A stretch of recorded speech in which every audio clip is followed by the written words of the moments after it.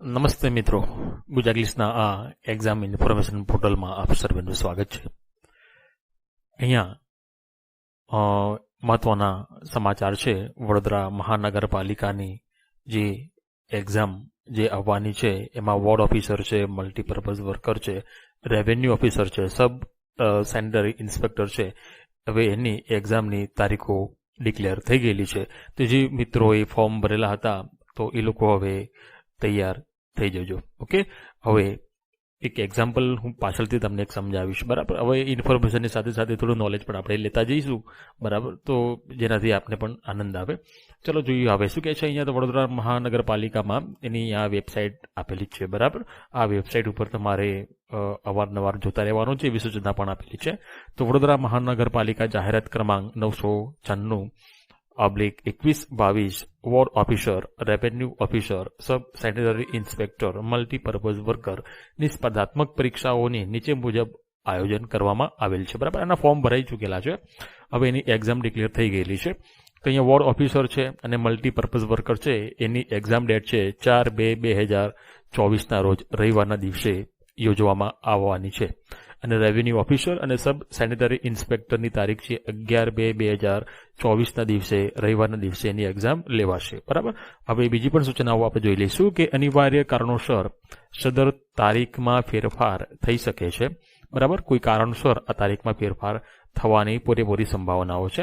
સ્પર્ધાત્મક લેખિત પરીક્ષાના કોલ લેટર ડાઉનલોડ કરવા માટેનો વિગતવાર કાર્યક્રમ પરીક્ષાની તારીખના 10 દિવસ પહેલા. બરાબર, હવે 4 તારીખના એક્ઝામ છે તો એના 10 દિવસ પહેલાની વાત છે.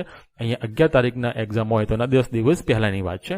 વડોદરા મહાનગરપાલિકાની વેબસાઇટ અહીંયા www.vmc.government.in પર મૂકવામાં આવશે. બરાબર, તમારે અહીંયા જે લોકો ફોર્મ ભરેલા છે, એક્ઝામ આપવા જવાના છે, એ લોકો જ્યારે પણ એક્ઝામ ડેટ જે છે આપણી 4 તારીખ એની પહેલાં તમારે 10 દિવસ અગાઉ તમારી વેબસાઇટની મુલાકાત લઈ લેવાની છે. એમાં તમને બધી જ માહિતી તમને આપવામાં આવશે કોલ લેટર ડાઉનલોડના લગતી, જેની સંબંધિત ઉમેદવારોએ જરૂરી નોંધ લેવા તેમજ વડોદરા મહાનગરપાલિકાની વેબસાઇટ જોતા રહેવા આથી જણાવવામાં આવે છે. ઓકે, તો હવે આ હતી એક મહત્વના સમાચાર. ચલો, હવે તમે અહીંયા આવ્યા છો તો આપણે એક એક્ઝામ્પલ જોઈ લઈશું. ચાલો હવે જોઈશું અહીંયા કે GSSSB ની અંદર આવેલું આ એક્ઝામ્પલ છે. બરાબર, એમાં એક્ઝામમાં પૂછાઈ ગયેલું છે.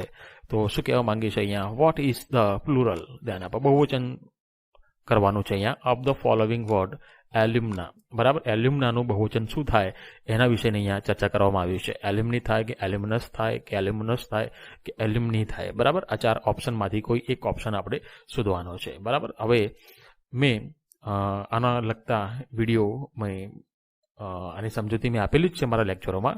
તો આપણે જોઈશું એમાં શું સમજૂતી છે એમાં. તો ધ્યાન આપો, કેટલાક નામ એવા છે કે જેમાં ઈ પ્રત્યય લગાડવાથી બહુવચન થાય છે. બરાબર, ફક્ત ઈ પ્રત્યય મૂકવાનો છે અને બહુવચન થઈ જાય છે. એનો મતલબ કે ફોર્મ્યુલા હોય તો અહીંયા ફોર્મ્યુલી થઈ જાય, લાર્વા હોય તો લાર્વી થઈ જાય, એલ્યુમના હોય તો એલ્યુમની થઈ જાય.